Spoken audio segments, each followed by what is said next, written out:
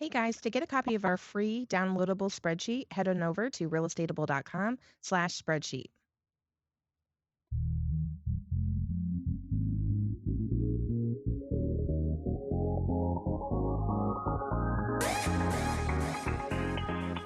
I read something that said that your income is in direct proportion with the amount of problems you take on per day, right? So the more problems you take on, the more money you should be able to make, right? So a lot of people run away from problems, and if you have a really easy day, people who walk about and say that their day was easy consistently, I find that they probably aren't making the kind of money they'd like to make.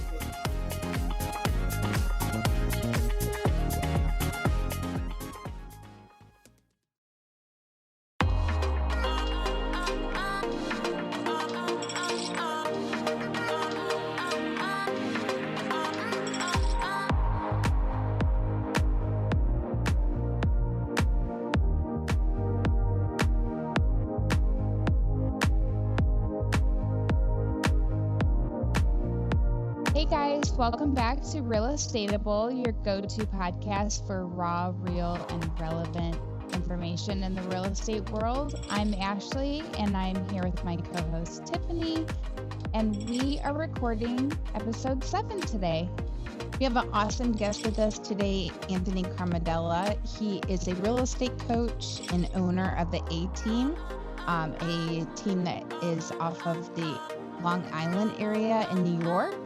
And he's going to be bringing all kinds of different ways that you can be successful in your real estate business for 2023. Yeah, he has been in the business for 17 years, so he is a wealth of knowledge. He's been through different markets, different market shifts, different brokerages, and he's also a real estate coach. And you're going to get all of his tips and tricks for free today. All right, well, let's give it a listen.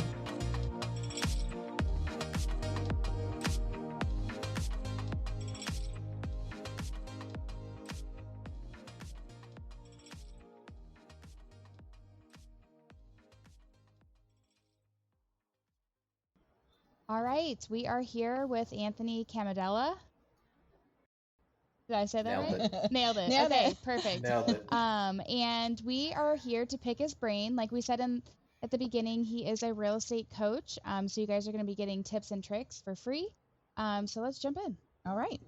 So, Anthony, tell us a little bit. I have a little bit of history with you. Ashley does not. I know you run the A-Team on Long Island. So let's talk about baby realtor Anthony, all the way back to the beginning when you were a solo agent. Kind of talk about you getting into real estate, your whys, and all the way back. How many years have you been in the business? Yeah. Well, first off, thanks for having me. I am 17 years in this year for real estate. My path to real estate was not direct, Mm-hmm. but it, I guess, was inevitable. So my dad was a builder. I spent a lot of time on construction sites, cleaning them up mainly, because that's what you do when you're the son of a builder and you run for coffee when you're old enough to drive. So those were my main duties.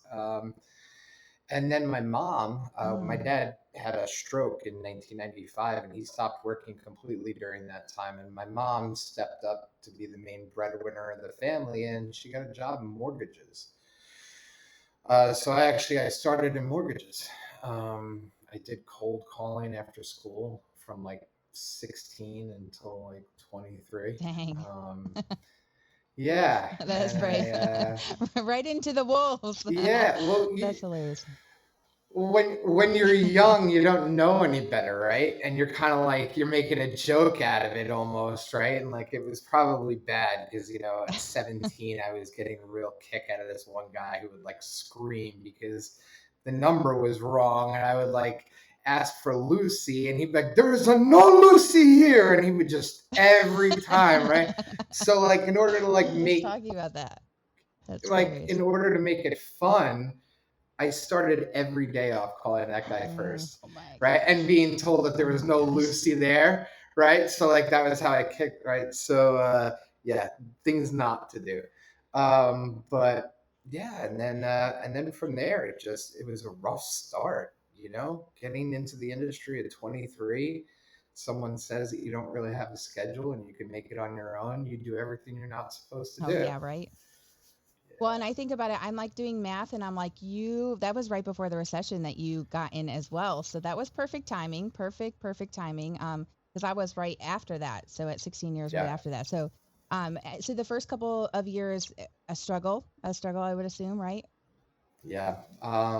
You know, uh, there is so much better mentoring and coaching and God, like so many platforms that exist today that didn't even exist when, like, you know, I have an agent on my team right now and she comes to me all the time with these little real estate tips. I'm like, where'd you get that one? She's like, TikTok. I'm like, stop.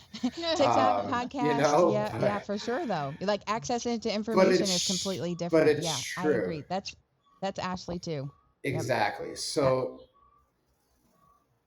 there was nothing, mm, and mm. more importantly, like it was safeguarded, right? Like it almost felt like Knights of the Round Table ish. Like you tried to walk into one of those like conference rooms where the experienced agents were talking, and you were like the kid, right? Like I barely could grow facial hair at the time, and everyone's like, Yeah, so that like with you being like move along." being like the youngest kid, like were you in a big brokerage? Like where did you get started like as far as a company goes?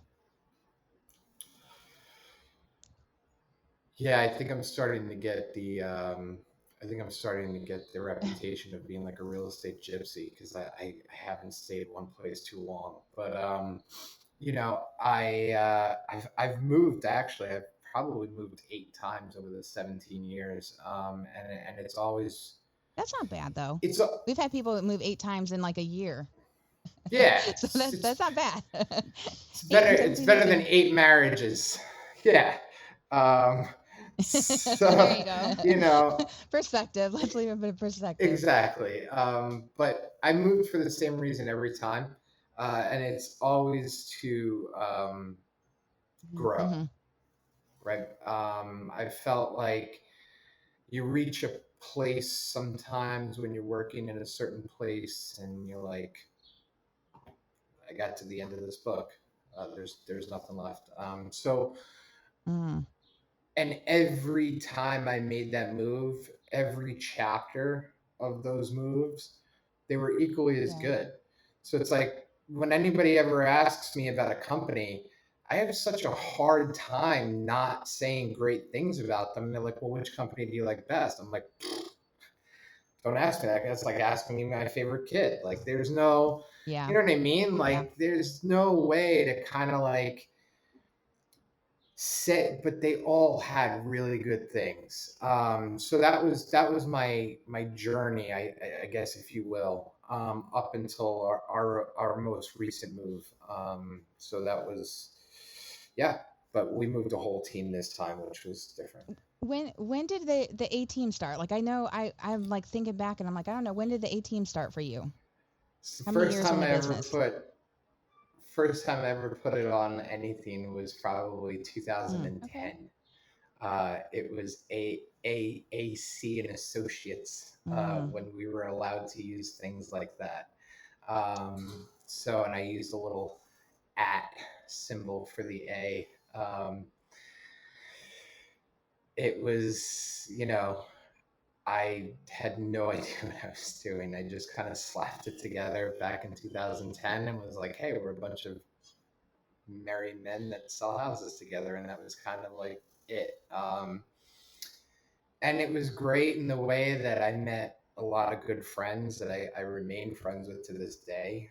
My friend Joe, who owns an appliance store now, him and I worked together on that first hybrid team. So that was great. And then after that, I cooled off on teams for like the longest time because I was like, well, this was weird. It was like having a breakup, you know, like it was, I ate ice cream and sat in bed for a week after it was done. I'm like, well, this is sad, you know? And I shied away from it for a while. But the team that is now up and running has been running since 2018. Okay. So is your team, Yeah. do you have your own brokerage now, or are you within a company now? I don't like liability. So being a Mm-hmm. broker has Same. never, even though I got my broker's license, Mm-hmm. being the principal broker has never really Yeah. been attractive to me. So I'm an associate broker. My team is within a brokerage. Yeah, we Okay. work. It's, Yeah, I we think we work. talked earlier. You're surrounded by crazy people in New York, so that's probably a good call up up where you're at. Probably not needing that liability with the crazies. Yeah, yeah, for sure. We're immensely oversaturated. Everyone's always surprised to hear that there's 31,000 real estate Dang. agents Wow. that are Yeah. active Yeah. in my local board. Not active, they're not all selling houses, but they pay the dues, right? So that's what makes them active. So 31,000. So it's a tremendously saturated market, and because of that, the competitiveness of agents and the pettiness, like it never ceases to amaze me. And you get caught in these weird situations, like my conversation with the gentleman Mm. this morning that kept escalating into an argument, even though I didn't want it to. Some people just have this idea of what they think the business should be and how it should be done. And I'm a rule follower. So if that's not what the rules say, I'm going to probably lose my mind a little bit. Um, and that's where the liability comes in, right? Like so many people break rules, and I feel like if I was the broker, I'd probably spend all day trying to police the land and get no real work done. Letting somebody else worry about that part Yeah. lets me focus on the fun stuff more. So how many agents do you have on your team? Because I know you have a pretty big team. We just took on, yeah, we actually just opened. I'm really excited about this. We opened an additional Mm. team space 45 minutes west from us, so we're closer to Manhattan now. And we just added 2 new agents in that office. So I think our grand total now is Mm-hmm. 14 or 15. But yeah, so primarily most of us are out here in Suffolk County, and this office is over in Nassau County. So it's great though.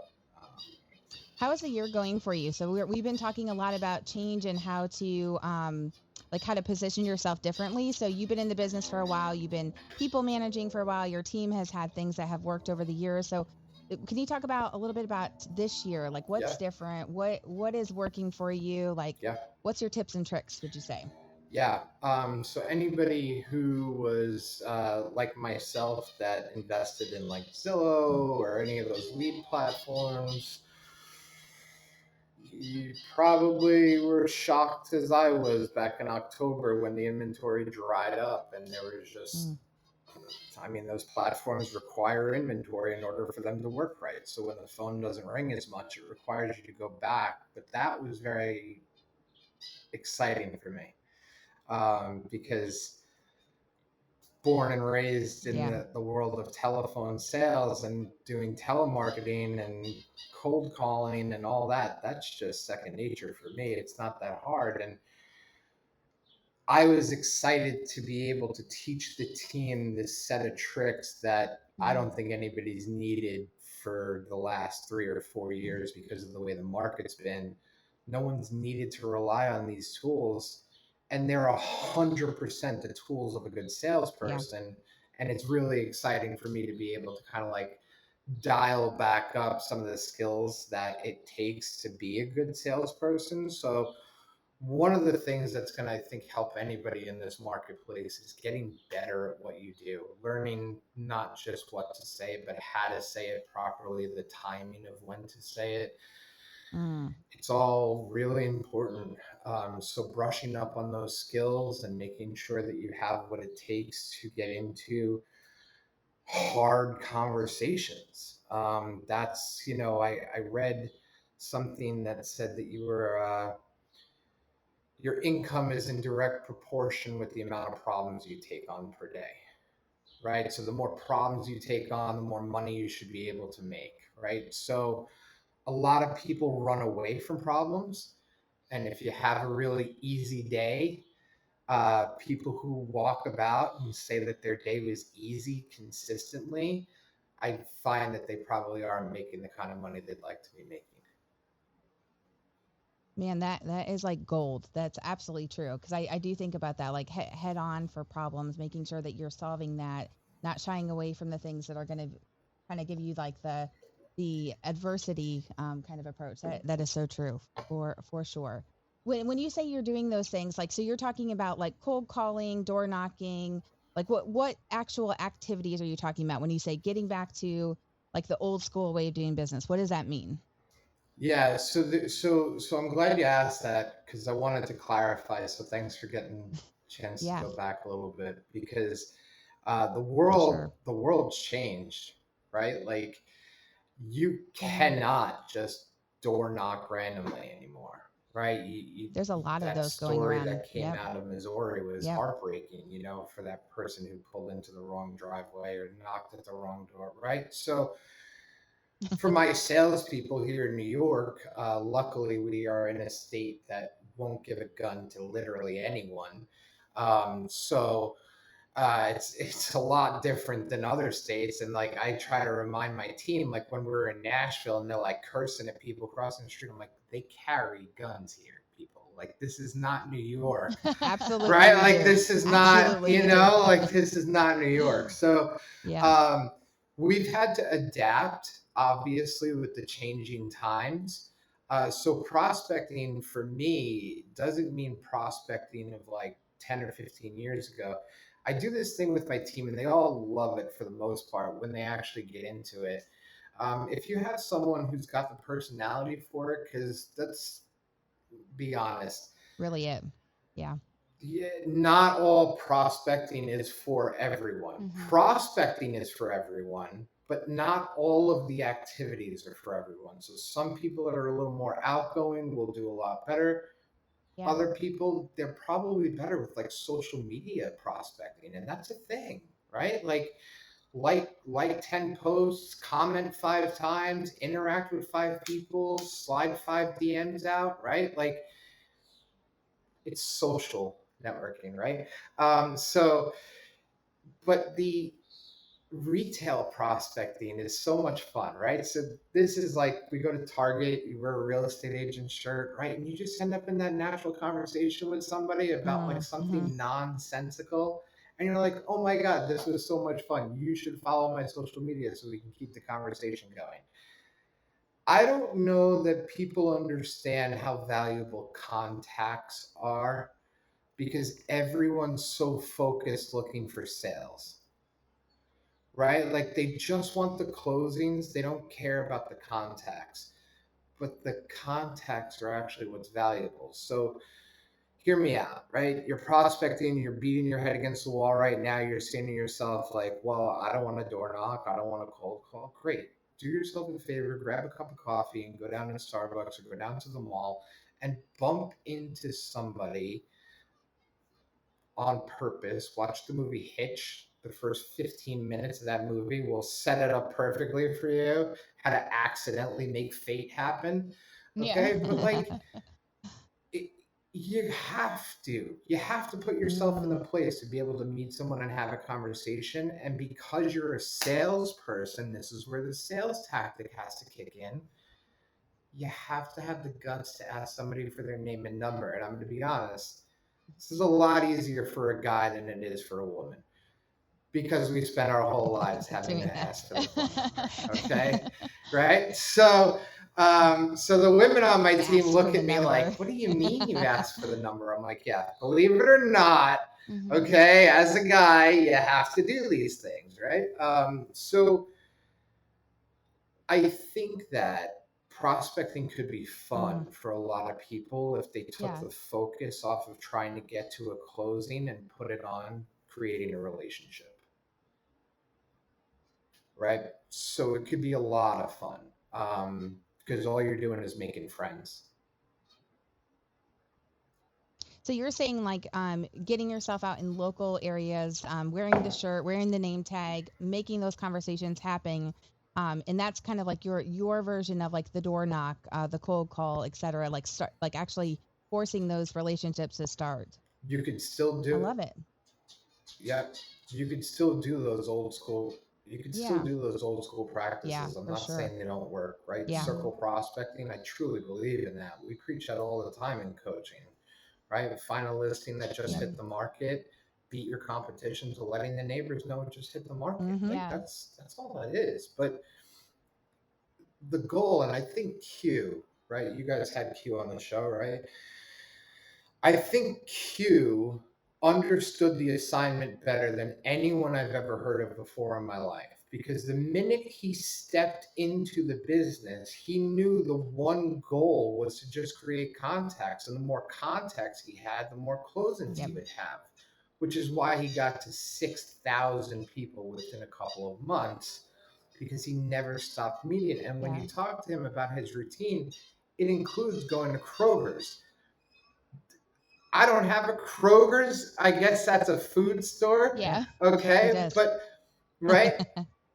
That is, Do you have a Piggly Wiggly? Is there a Piggly we don't Wiggly up have there? any Is that fun it? named stores. We have nothing fun named. We have Walmart and we have like Target and, That is so true, though.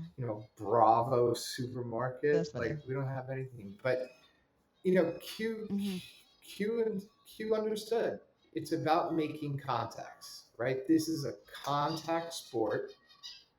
Get out there and make them any way you can, right? And the more you make, the more you do. But the secret sauce to that is making sure that you actually put them in a CRM and remember who they are 3 weeks from now, because that's where everyone's Yeah. going Yeah. to fail this assignment.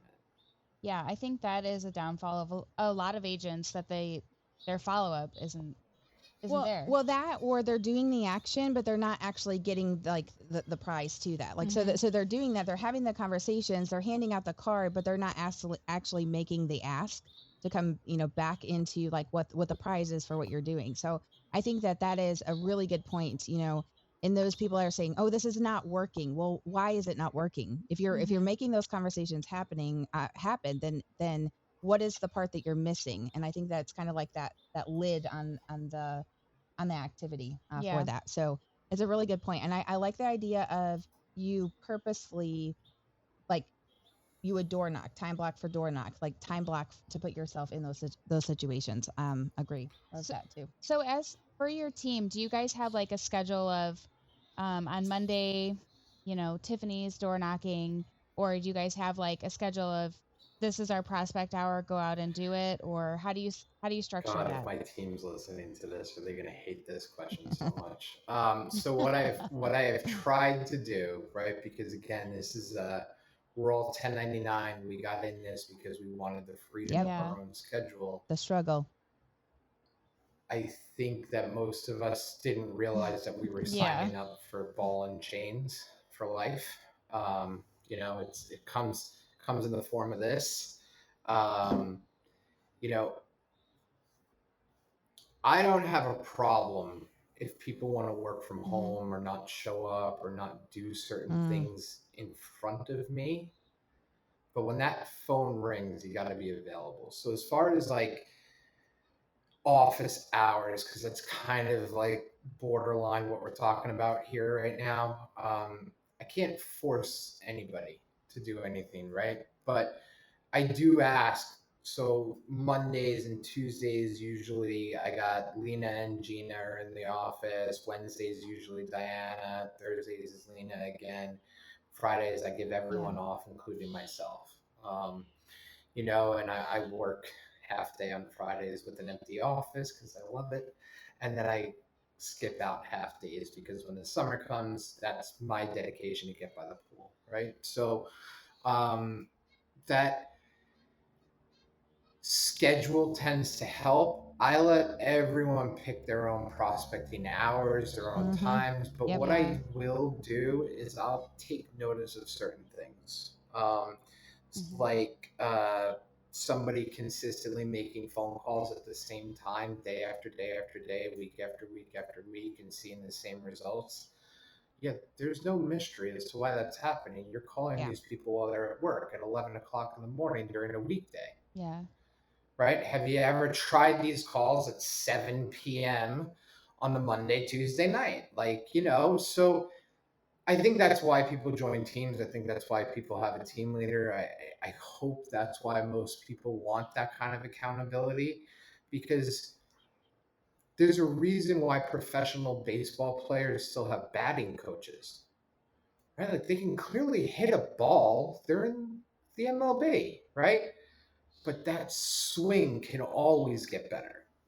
Like there's always something you can do to tweak it just a little bit. And when you rewatch the videotape and you do it a lot, you start to realize like, oh, I could do this a little differently. I could do this a little bit better. So my team, they're allowed to set their own prospecting hours, but I do ask them to be conscious of when they're doing it to make sure that it's the best use of time.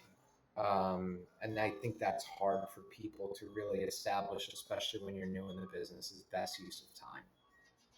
And how often, so like if you're like testing out this theory, so like, okay, Monday night, 7 o'clock, how many times do you suggest doing that before you're like, okay, Monday night, 7 o'clock doesn't work, let's try and shift to here? Do you feel, because I think that like talking with agents, you know, just being with agents around the country, it's like the seeing it to the, you know, to the end, that is such a subjective thing. And I think that we are, you know, by habit and by nature of humans, that we are not set up for rejection.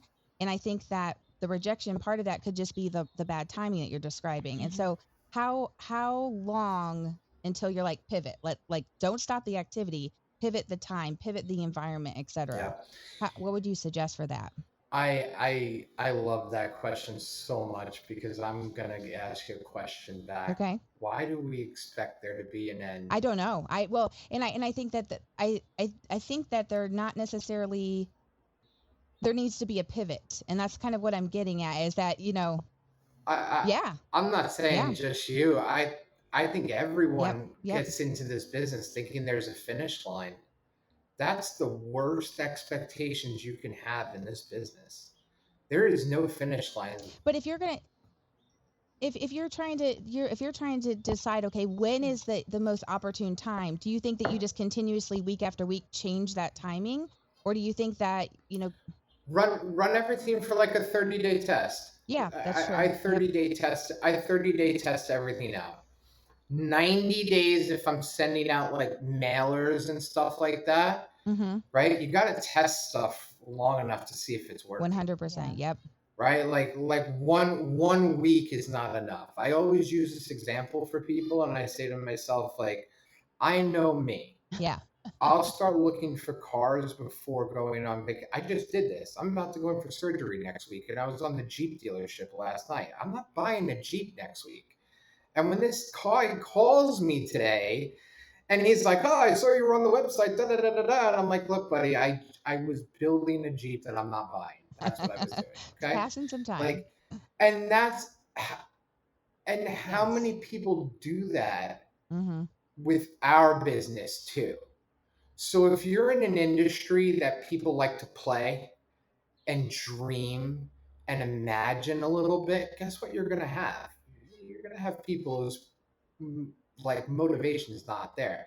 But here's the key, and this is the part where I think everyone loses this, and I think this is why Jared and I just click. We get it. I get what he means in this.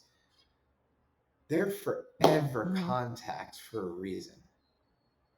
Right? And the best thing somebody can say to me is like, "Look, Sonny, I'm not moving for 7 years." And I always reply back and say, "Thank God." I was really Yep. concerned in 7 years I wasn't going to have a job. Yeah.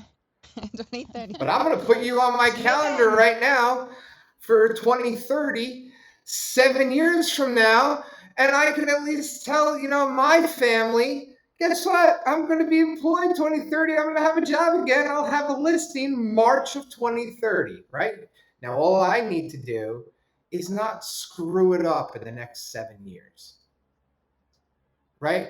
And the key to real estate is stacking those appointments, Yeah. stacking those.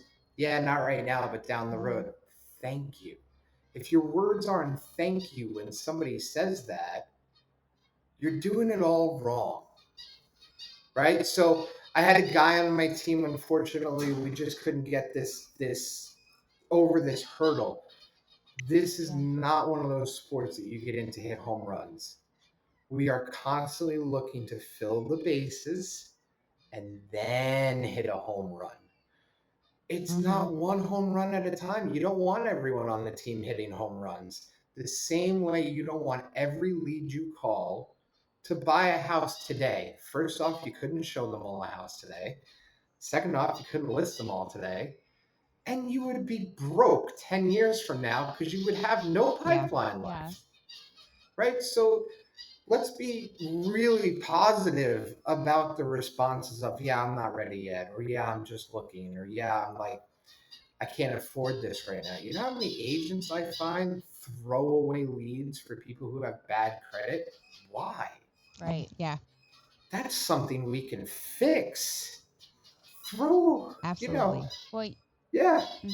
Go ahead. Like, be the problem solver, connect them with the lender, see what they need to pay off or do to get that credit boosted up. Yeah. And it's kind of like becoming the hero. And how much more will they love you? For sure. What would you say for agents who don't want to door knock and don't want to cold call, if they're like, that is not the way I want to prospect, and they're kind of more maybe behind the scenes where their comfort is sending mailers once a month and they're not as people-y and open? That's the dream way that I want to perform, knowing where's the success in that? Yeah, how do you get someone motivated, or how do you get someone to go and try the cold calling or try the door knocking? I feel like we struggle with that too. Yeah, I'm sure there's lots of listeners that struggle with that for sure. Yeah. So, oh God, I'm gonna blank on this guy's name right now, and I want to give him all the credit. Jay is his first name. I'll send it to you on Instagram. He talks about building a callus, right? And it takes time to build a callus, right? And if you want to get stronger and if you want to be more disciplined, it comes from doing the things you don't want to do more. So cold plunges are really popular right now. I feel like everywhere I look, someone's cold plunging, okay? Your shower puts out water at 30 degrees if you just don't turn the hot water on, but everyone needs to buy a tub to jump in right now. It's good for inflammation. There's a lot of positive side effects to it, but the biggest takeaway is no one wants to get in that thing any day, ever. No one actually wants to sit in a cold bath, but they do it to create the discipline for it. And I think that prospecting could be the same thing, but there's a threshold to this. So I'm gonna say this responsibly, because this is what the answer should be. That person needs to take a DISC personality test, and they need to identify on whether they're an I, a D, an S, or a C. Okay?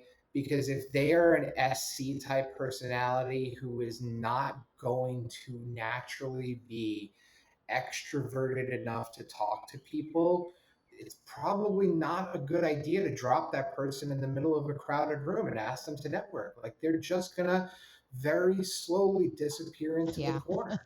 For sure. Right? Whereas if you have a very extroverted person that doesn't mind it, they won't shut up. And they're going to come back with every business card. So right person, right job is part of this, but there is so much more to it. And when it comes to you do have to get out of your own way sometimes and push past your comfort zone. I don't get why people are afraid of making cold calls. And maybe this just comes from making so many prank calls to 1-800-mattress from a payphone when I was younger. But like, it was you didn't need a quarter for it, right? Like, you could dial the number. It was a 1-800, right? But like, 1-800-mattress is the best. You could dial it for free anytime from any phone. It was a 1-800 number, right? You get this callous about you where you start to realize like it doesn't matter. And my God, like, the internet is good in ways of like, there's so much introspective things written out there to make you realize just how much we don't matter. Like, I'm an important person, I think, to my family, my friends, and some others, but in the blink of an eye, anything I've ever said that would embarrass me is forgotten, right? And when I leave this earth, no one's ever walking over my grave and going, remember that time he said that dumb stuff to us when he knocked on our door? It doesn't happen. In fact, I hope that when I go, someone door knocks my freaking grave and goes, "Oh, you want to sell your house, jerk?" Right? Like, it's kind of like what I expect to happen, but that comes from doing stuff you don't like to do. So if you got people out there that are listening and they're struggling with it, just do it. Do it until it actually starts to feel a little better. Have fun with it. Like I was saying in the beginning of the call, like, I called that guy and I would say no Lucy here every night before I got my cold call started, because it was good to laugh. And it's good to laugh at yourself every once in a while. If you make a mistake, it's not the end of the world. Did he ever end up actually buying from you? No. So during those times, I was calling for mortgage refinances, right? So yeah, and that's why sometimes when I think about the questions that we have to ask as realtors, and it's all perspective, right? So real estate agents are afraid to cold call because they don't want to ask questions like, what kind of house are you looking for? Like, why is that even a scary question? I don't know. Because when I was making cold calls for refinances, we had to get someone's social security number, birth date, and all in the information over the telephone from someone that only spoke to me for about 15 minutes prior to that conversation.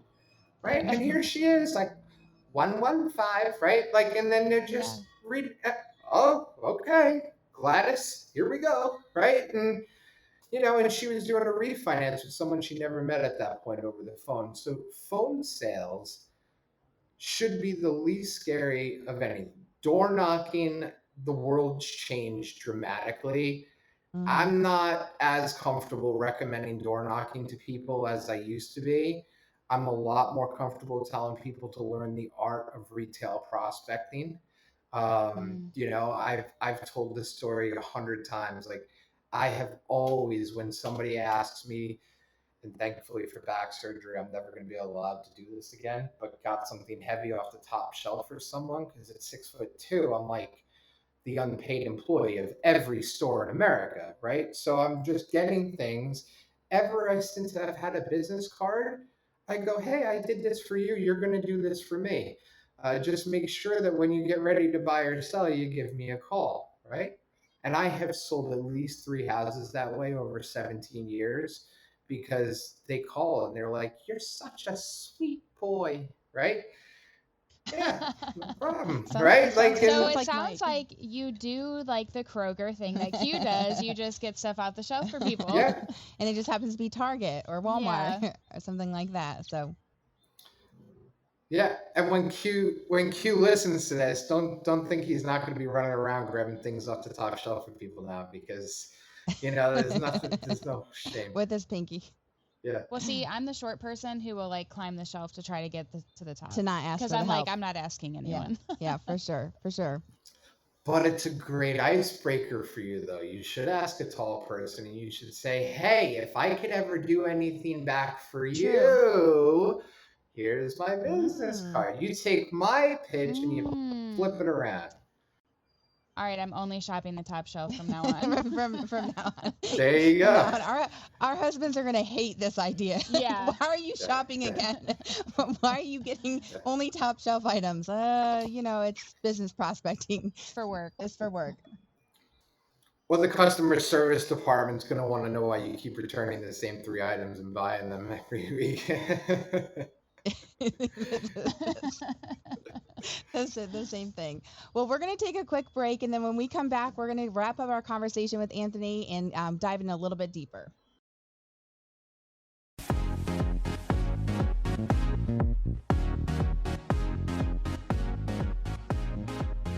Hey, Tiffany, what would you say has been a game changer in your business? One of the things that's had the biggest impact, I think, in helping grow and help success on a daily basis is going to be the spreadsheet that I use. You use it as well. Helps organize all of our clients, our SOI, past and present, future business, all in one place. Do you have to know how to use Excel or spreadsheets to be able to use this? Absolutely not. I actually think that you can learn as you go, kind of perfect the system as you're perfecting your business. All right, if you head over to realestatable.com/spreadsheet, you can download the spreadsheet that we use every single day in our business for free.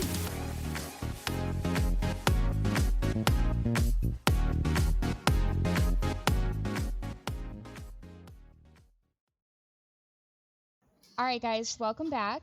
We mentioned before that Anthony is a real estate coach, so I kind of wanted to just ask, how did you get into coaching, and why does everybody need a coach? So my journey into coaching started by following Jared first, and I was also a student first. So started with virtual coaching, moved up to one-on-one coaching, got into the team leader coaching, and got to a point where I was like, hey, I really want to give back some of the stuff that I've learned. So that was my goal to get into coaching. And I really, there's something about our coaching network, and I'm not trying to brag, but we have some of the best humans on earth. Just to the core, salt of the earth type people. And Jared's one of them, right? If you've ever met him or gotten to talk to him, it's always surprising when I see comments and people say that he comes off cocky. He's definitely got confidence, but he's also one of the more humble people. When you have a one-on-one conversation with him, and I think it's good to be part of an organization that appreciates its people and appreciates its students. And that, for me, I wanted to be a part of that. That was my main goal. Now, do you guys for coaching have like a set schedule? Like every second grade teacher teaches the same curriculum. Are you able to coach how you want to, or is it like a standard, or how does that work?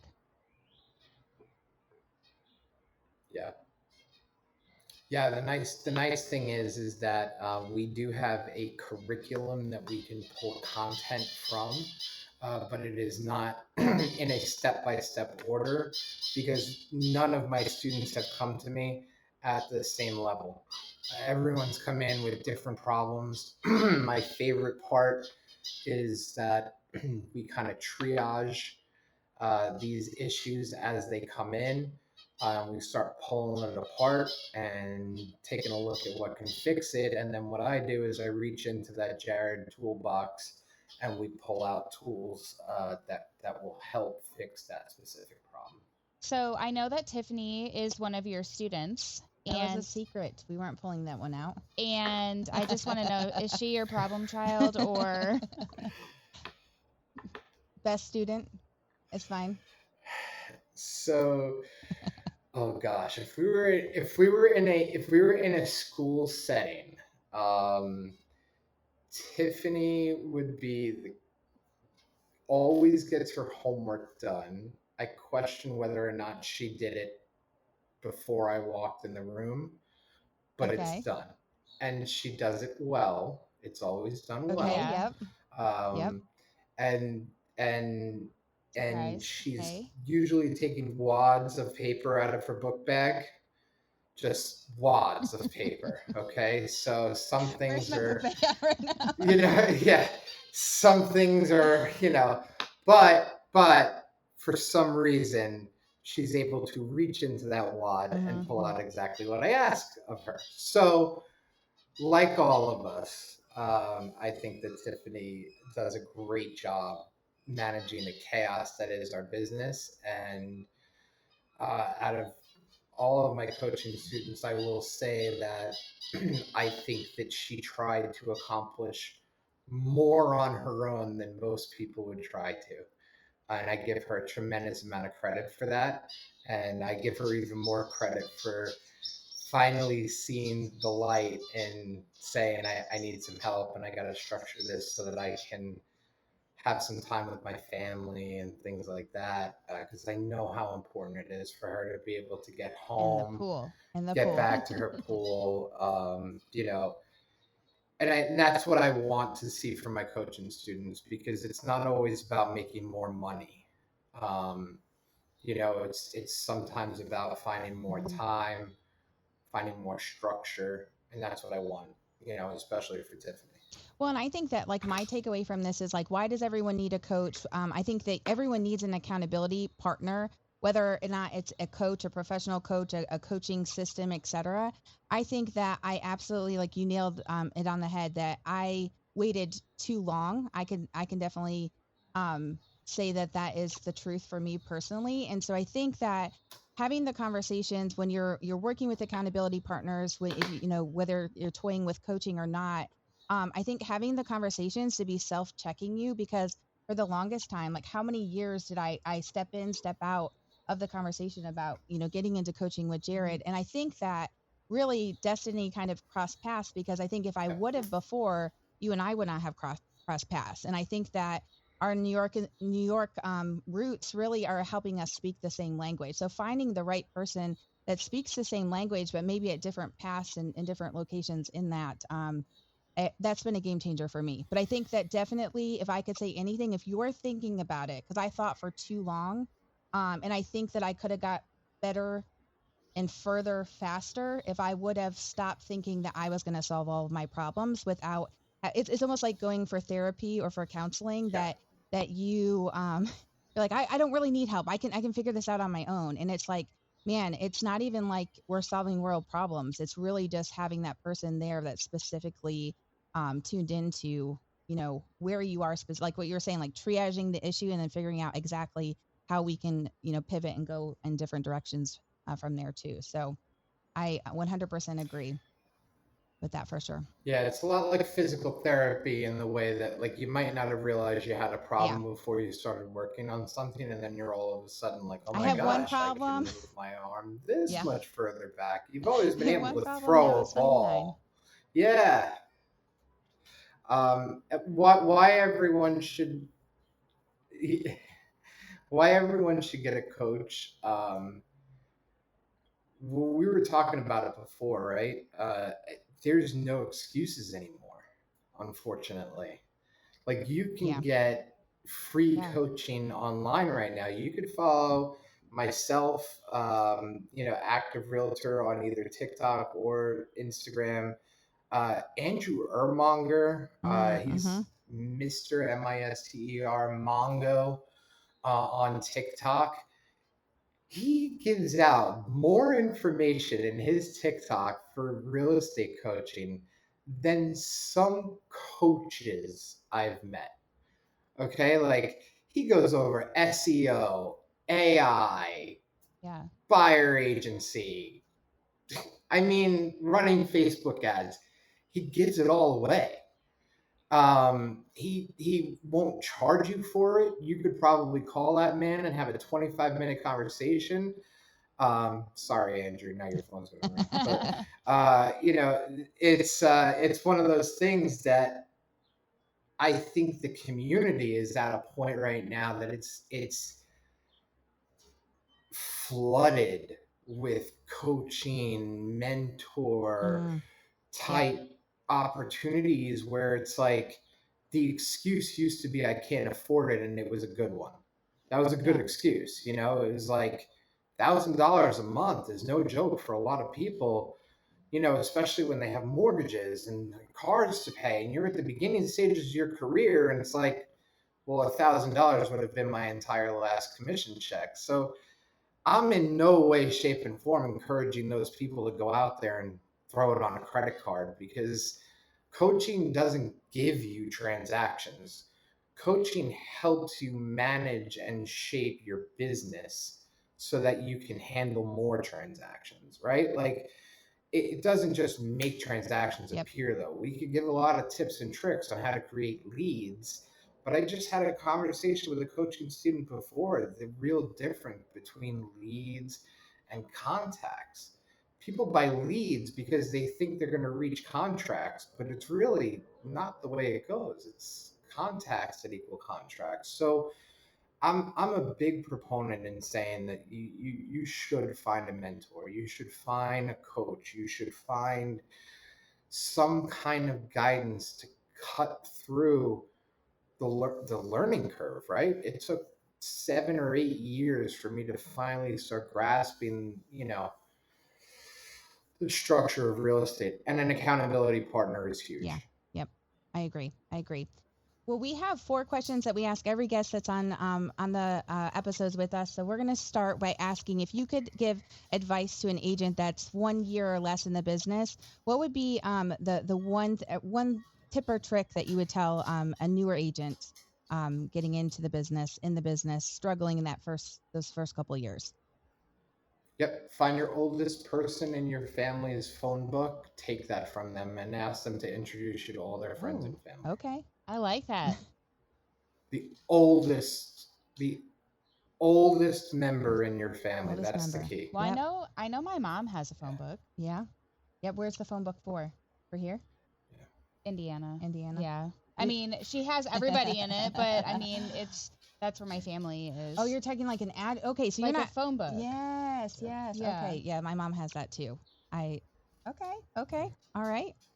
Oldest family member, or if you don't have a family member in that state, find the oldest real estate agent getting ready to retire and ask them if they'd be willing to give you the book of business. Yeah, that's a. You know, some people won't charge you for it. That is a big big takeaway too that I've gotten from different conferences here lately.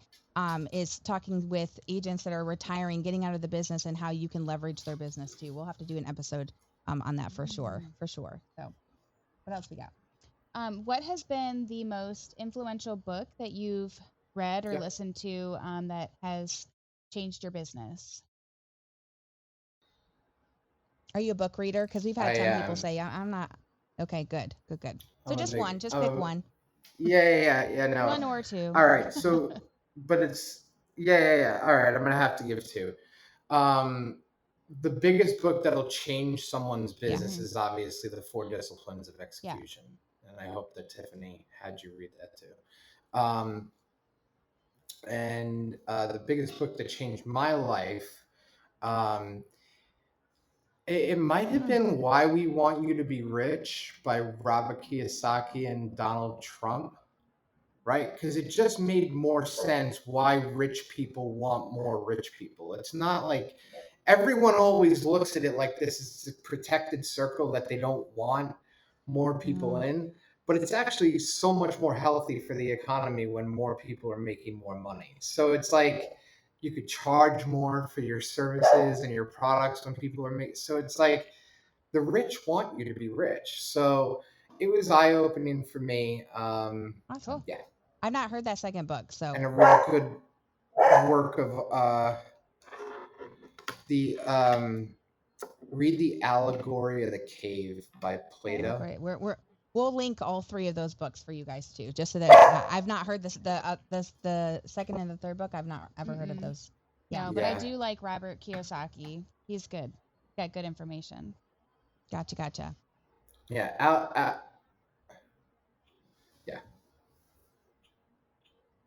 Yeah. Unfortunately, Donald helped write that book too. So now it's like a little. Some people. It might not be in some bookstores. It might be. It's banned in about 42 of the 50 states. Yeah. No big deal. Yeah.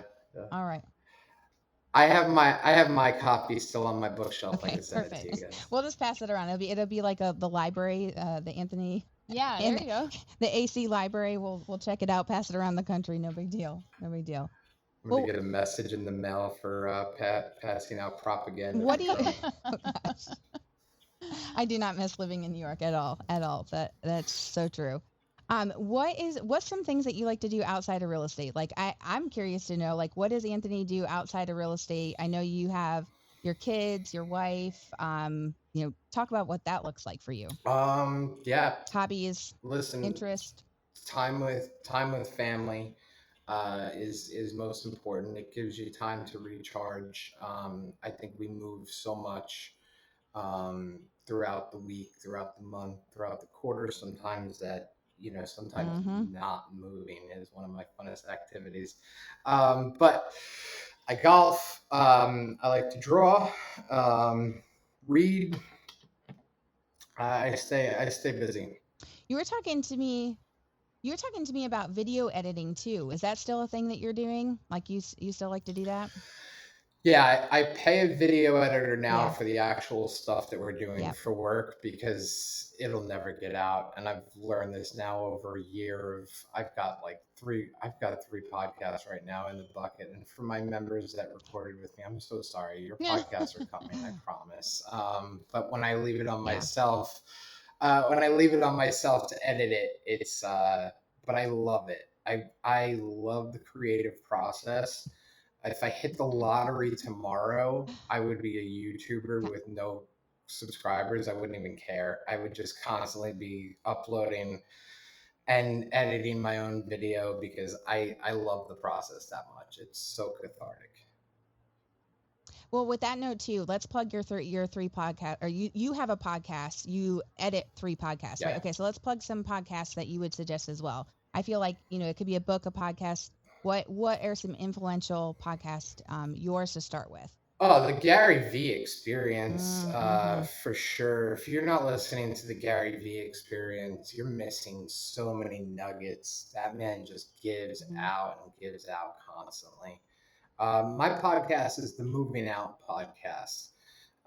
We interview real estate agents from other areas, talk about the terrible, terrible difference in cost of living Yep. in New York compared Yeah. to these lovely places like your own, where property taxes aren't $13,000 on average per house. So, and that's to be a resource for people who are considering maybe leaving the state and wanting to not know where they go. Now they can go to my YouTube, and I think we're up to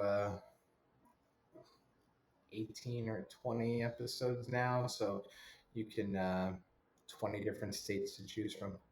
Well, and I've used that too. Like that's been one of my first stops. If I'm looking for a referral partner, I'm like, because I know that you'll pull some good conversation to know whether or not that's a good fit for my referral clients. So the Moving Out podcast has been, I've been kind of watching that. You need to Yeah. be centering that around more military bases.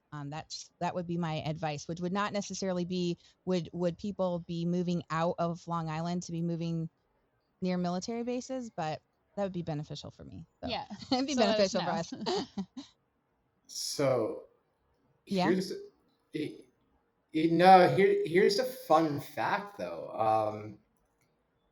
Not every state is blessed with like big military bases like you guys have. Like Yeah, they're that is not true. like down near Andrew in where is he? Destin, Florida.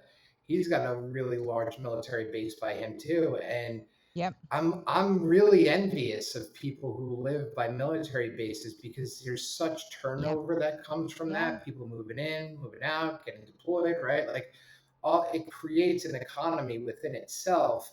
We really don't have that here. We have one in Brooklyn, but like as far as a military base out of Long Island, we used to have Calverton that closed. We don't have any major military, so we don't get that.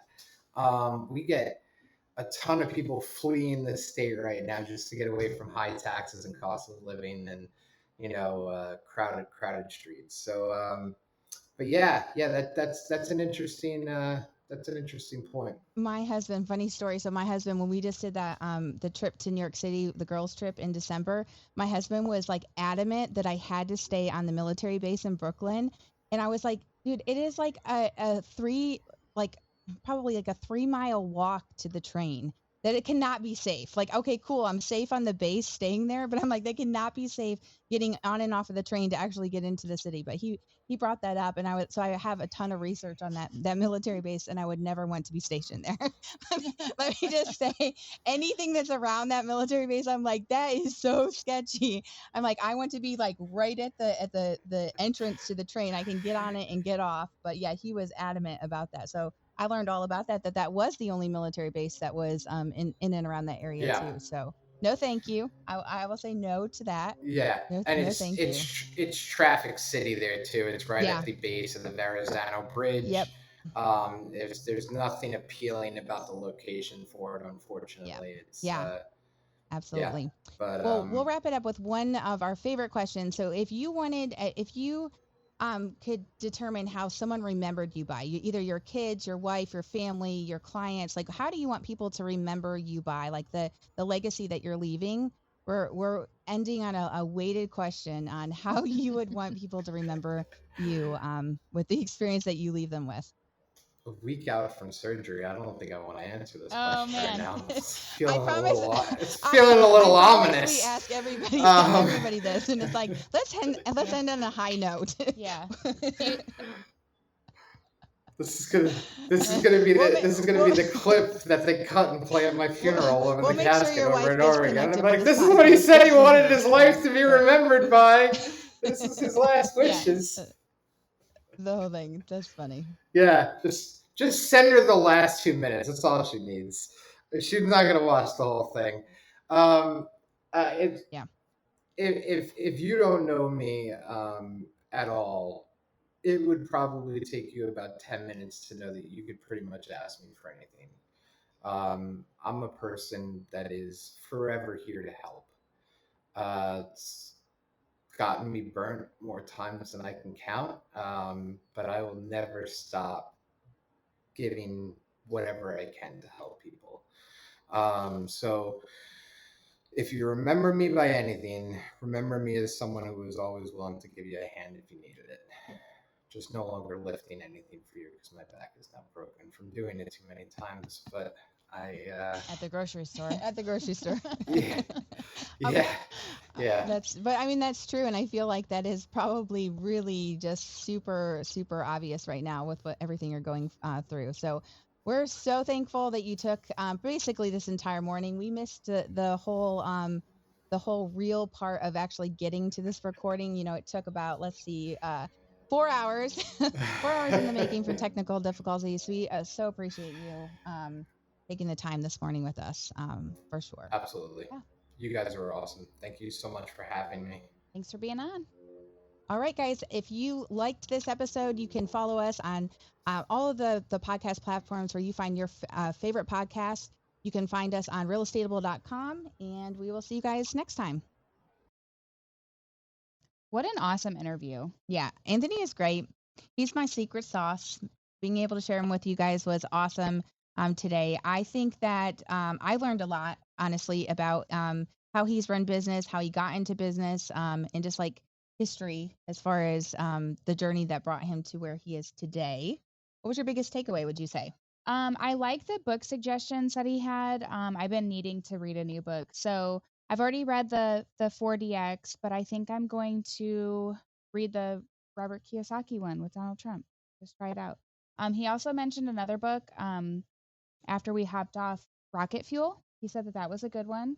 So definitely going to check those out. But honestly, my favorite part was just kind of talking to him about like relating your coaching with him and getting to know him, because I've heard so much about him that it's like now I can put a face to the name and kind of like the personality and all of that. Well, and I didn't know like his the correlation with him growing up in the business. I was like, is Anthony Ashlee? Oh yeah, we didn't even talk about that. We literally didn't. So I was like, wait, wait, literally, I'm like, am I being punked right now? Then this is the boy version of Ashlee, like two different worlds colliding. It was very much like sweating in my seat, thinking Yeah. that this is maybe all going to be a joke or something. But just hearing like his history of like cold calling, getting into real estate through mortgage and his family history, and then just starting at a really young age, because I think a lot of our listeners are, in their early 20s and thinking about, how can I make real estate work for me? And so I think that was a lot of really relatable information. And he shared different social media platforms for you guys to connect with him. I think I learned so much from him, and constantly pouring back into me through social media too. So make sure you're connecting with Anthony on TikTok, Instagram, and Facebook. And I love what he said too about the grocery store. Like, Yeah. he said he's tall, so he's always helping people get things off the higher shelf, and then giving his business card and saying, hey, I helped you today. And if you can help me down the line, if you know anyone looking to buy or sell. And then I also like how he flipped it for short people, because I'm always the short person asking for help at the grocery store. Yeah. So Yep. Yeah, absolutely. And I think that it's funny because like through coaching and through my experience with him, I'm like, we're going to be talking about door knocking today. Today's going to be a door Yeah. knocking conversation. And when he talked about social prospecting, I was like, man, this feels like it is so much more relevant and easier to like relate to. yeah. I feel like some of the agents that we work with every day, like that is something I think that is applicable. And I honestly feel like, yeah, you can be intentional in doing that, but just in your daily life, like when you're literally grocery shopping, Mhm. being intentional about that. I think that was a big takeaway for me today too. Yeah, it's funny that you thought we were going to talk about door knocking, because he's like, He I goes, don't recommend it. I don't recommend it, but I think like what he said, Yeah. is true. Is like this world is changing, and that is a scary concept for a lot of agents. So so many good tips, so many good things. And we'll pull bits and pieces out. But if you guys had a favorite takeaway from the episode, we'd love to hear what that was. Mhm. We'll definitely have Anthony back on again, but make sure you're connecting with him. He is definitely a helper. Like he said, that's how he wants to be remembered by. So the pour in, pour out, he lives by that for sure. Yeah. So if you guys found this episode helpful, make sure to give it 5 stars, download it. We release new episodes every week, and share it with someone that it might be helpful to. So we will see you next time.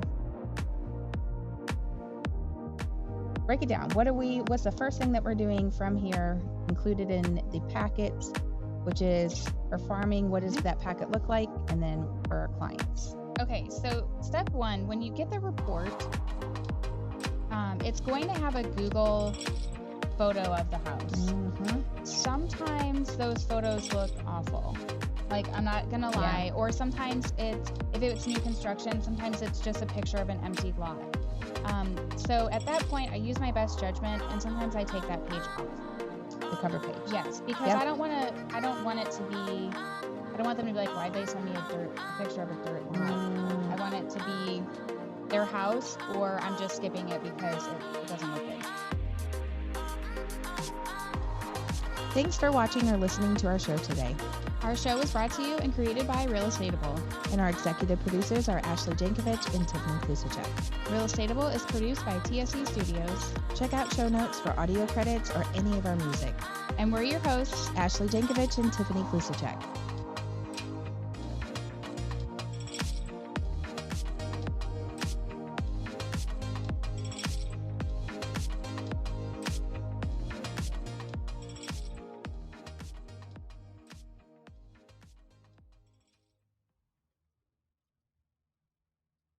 Hey guys, to get a copy of our free downloadable spreadsheet, head on over to realestatable.com/spreadsheet.